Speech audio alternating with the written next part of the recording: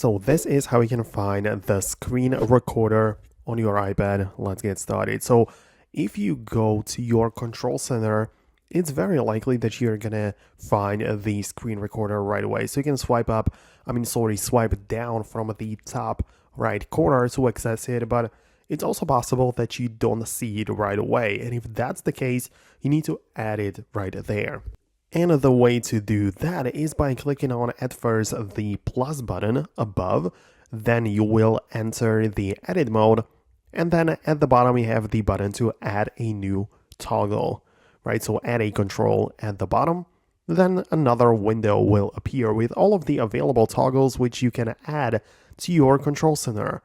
One of which should most definitely be the screen recording. So if you can see it right away, just tap on it and it will be added to your control center. But if not, you can just use the search bar at the top to perform the search. Literally just type in a screen recording and you'll be able to find the toggle.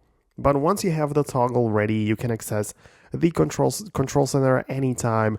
Just tap on it and the countdown will begin, after which your screen is being captured and recorded. So that's it from me. It's pretty simple. Let me know if it worked for you. Most definitely subscribe for more, and I'll see you in the next videos in the future.